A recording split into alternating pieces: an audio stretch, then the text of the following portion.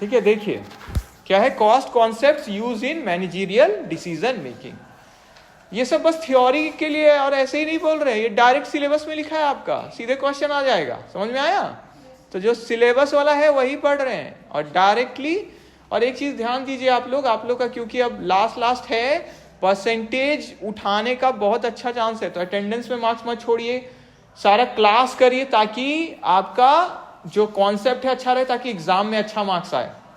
ठीक है, लास्ट में, क्योंकि अब आपका इतना मेजर पेपर्स है, ठीक है, तो परसेंटेज आप बहुत अच्छा कर सकते हैं। ठीक है, यही जो अब लास्ट सेमेस्टर से और थोड़ा उसमें विशेष ध्यान देके कॉन्सेप्ट को पहले से स्ट्रांग रख के, ठीक है, ताकि एग्जाम में आपको इजी रहे। और क्योंकि एग्जाम भी अब जल्दी हो रहा है, ठीक है, तो रेगुलर रहने का कोशिश करिए पढ़ाई क्लास में, सबसे पहले तो क्लास में, और जितना क्लासेस होता है माइनर वोकेशनल जो भी हो सब कर दीजिए।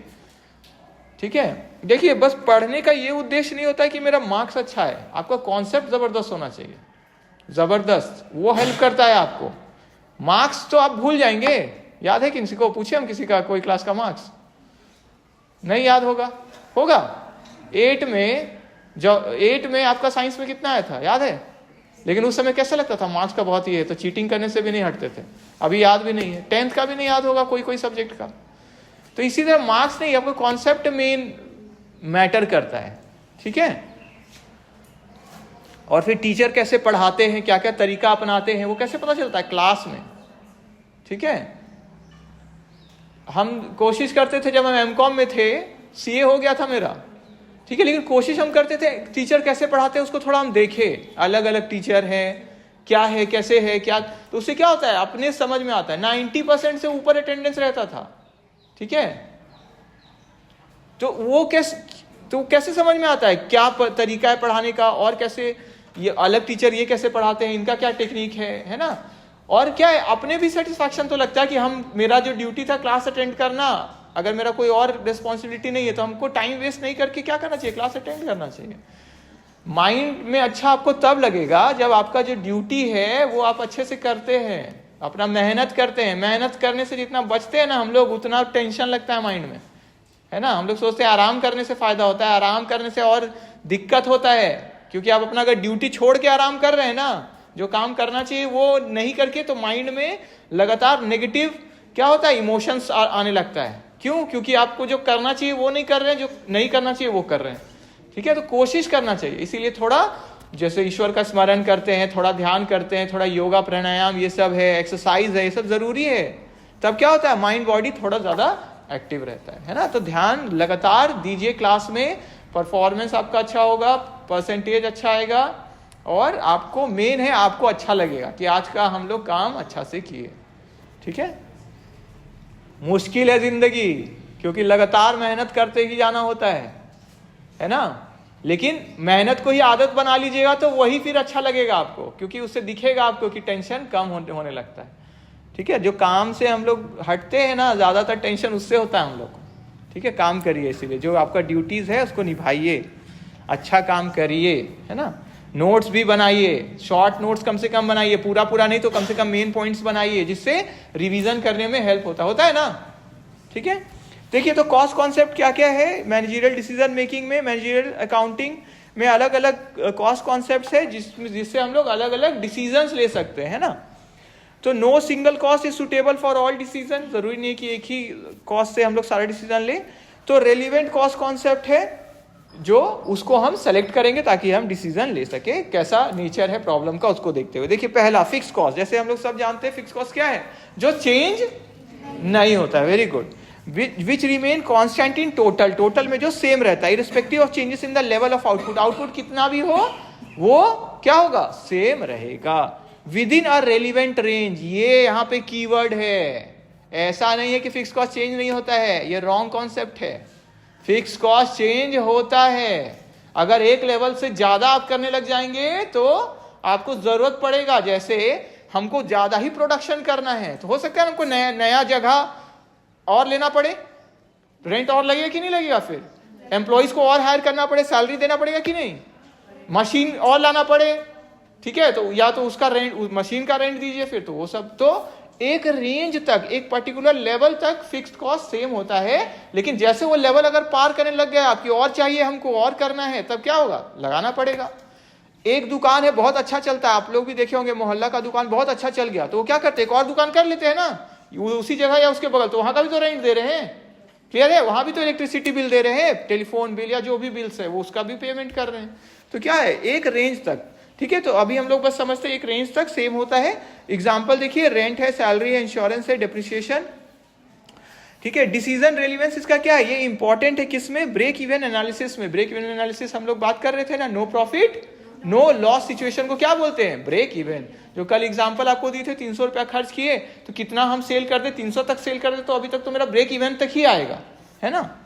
उसके बाद से हम क्या कमाने लग जाएंगे, प्रॉफिट, ठीक है। फिर प्राइसिंग डिसीजन और शटडाउन डिसीजन में भी ये हेल्प करता है, कितना प्राइस हम रखे प्रोडक्ट या सर्विस का, और कब हमको बंद कर देना चाहिए अपना बिजनेस या प्रोडक्ट या सर्विस, ठीक है। शटडाउन डिसीजन उसको बोलते हैं, ठीक है। वेरिएबल कॉस्ट, वेरिएबल कॉस्ट हम लोग जानते हैं जो चेंज करता है, कैसे चेंज करता है, जितना मेरा आउटपुट होगा उतना मेरा वेरिएबल कॉस्ट बढ़ेगा कि घटेगा, बढ़ेगा। जितना बढ़ाएंगे आउटपुट उतना वेरिएबल कॉस्ट बढ़ेगा। Very good. एक प्रोडक्ट जैसे हम बनाते हैं, आता है 9 रुपया, मटीरियल का अगर मान लेते हैं 5 रुपया लगता है, तो एक और बनाएंगे तो 5 रुपया तो और देना ही पड़ेगा मटीरियल लेने के लिए, तो उसको क्या बोलते हैं, वेरिएबल, लेबर को देना ही पड़ेगा। तो इसलिए direct material, direct labour, direct जो भी चीज है सब मेरा क्या, कौन सा हो गया, वेरिएबल कॉस्ट हो गया, वो सीधे आ गया, पावर जो लगता है बनाने में। इंपॉर्टेंट ये कहाँ पे है, रेलिवेंस इसका क्या है, मतलब क्रूशियल फॉर मार्जिनल कॉस्टिंग। हम लोग पढ़ेंगे marginal costing, absorption costing, sir है आपके सिलेबस में तो देखेंगे। सीवीपी एनालिसिस और प्रोडक्ट मिक्स डिसीजन में भी कितना कौन सा प्रोडक्ट हमको बनाना चाहिए, ठीक है, देखेंगे। सेमी वेरिएबल जो मिक्स होता है, मतलब डायरेक्ट, मतलब वेरिएबल भी है और फिक्स्ड भी है, उसको क्या बोलते हैं, सेमी वेरिएबल। सेमी मतलब क्या हो गया, दोनों आ गया ना अब इसमें, अर्ध बोलते हैं ना हिंदी में, क्या बोलते हैं, अर्ध ना, ठीक है, दोनों आ गए इसमें, मतलब ठीक है। These cost contain both fixed and variable component, जैसे टेलीफोन चार्जेस, इलेक्ट्रिसिटी बिल है, ठीक है। तो इसका क्या रहता है, जैसे आप देखे होंगे, पहले का हम एक एग्जांपल सिंपल देते हैं, जब नया नया टेलीफोन आया जो घर में लगता था, पीएनटी उसको बोलते थे ना, मतलब ये जो अभी देखे होंगे फिल्म में, पुराने जमाने को उठा के जो बात करते हैं, है ना। तो उसका क्या था, मंथली था, कि मंथली आपको जैसे 300 रुपया 500 रुपया देना ही होगा, भले ही कॉल करे चाहे नहीं करे।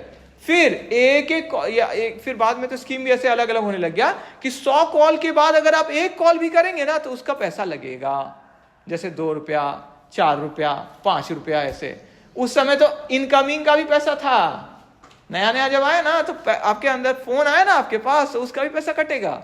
सोचिए उस समय लोग कितना बात करते होंगे, जितना जरूरी है ना, ठीक है। तो कॉल आया तो उसका भी लगने वाला है, तो इनकमिंग और आउटगोइंग दो। अभी क्या हो गया, फ्री इनकमिंग और आउट, इसीलिए फ्री फ्री लिखते हैं।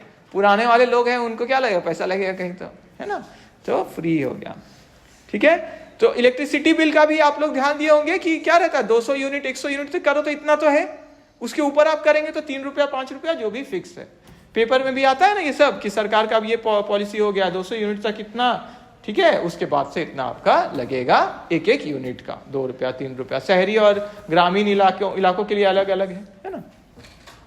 तो मैनेजर को क्या इसमें जरूरी है, क्या करना कि वो अलग अलग कर ले फिक्स्ड और वेरिएबल एलिमेंट्स को, ताकि वो उसके बेसिस पे डिसीजन ले सके, फोरकास्ट कर सके और कॉस्ट को कंट्रोल कर सके। डायरेक्ट कॉस्ट, डायरेक्ट कॉस्ट देखिए नाम से ही क्लियर है, जो सीधे किससे रिलेटेड है, एक पर्टिकुलर प्रोडक्ट से, जॉब से या डिपार्टमेंट, मतलब जिसका भी हम लोग देख रहे हैं। एग्जाम्पल देखिए, raw material, direct wages, clear है सबको, उसी में जो लग रहा है आपका। यूज इन प्रोडक्ट कॉस्टिंग, मतलब प्रोडक्ट का कॉस्ट के लिए हेल्प करता है, प्राइसिंग और प्रॉफिटेबिलिटी एनालिसिस के लिए। इनडायरेक्ट कॉस्ट देखिए, जो कि आप डायरेक्टली एक पर्टिकुलर प्रोडक्ट से, सर्विस से, डिपार्टमेंट, जो भी चीज को हम लोग देख रहे हैं उससे रिलेट नहीं करते हैं, है ना, नहीं कर सकते हैं। जैसे एग्जाम्पल, फैक्ट्री का रेंट आया और आप बना रहे हैं 15-20 प्रोडक्ट, है ना, अलग अलग तरह का प्रोडक्ट बना, साबुन, तेल, शैम्पू, अलग अलग सब चीज, तो आप बोल सकते हैं इस साबुन का ही ये फैक्ट्री वाला रेंट में जाएगा, मतलब उससे रिलेट नहीं कर रहे हैं, तो ये क्या, इनडायरेक्ट। क्लियर हो गया सबको, ठीक है। एक ही जगह अगर ये सब बन रहा है ना, तो फैक्ट्री रेंट हो गया, सुपरवाइजर का सैलरी, क्योंकि वो तो सबको सुपरविजन कर रहे हैं, सब प्रोडक्ट, सब सर्विस डिपार्टमेंट, ये सब। तो डिसीजन रेलिवेंस इसका क्या है, important for overhead allocation and cost control. Overhead का कितना एलोकेशन करना है, ओवरहेड क्या होता है, पढ़े थे ना, जितना भी indirect, very good, indirect cost होता है उसको क्या बोलते हैं, ओवरहेड। ठीक है, और कॉस्ट कंट्रोल में हेल्प करता है। मार्जिनल कॉस्ट क्या है?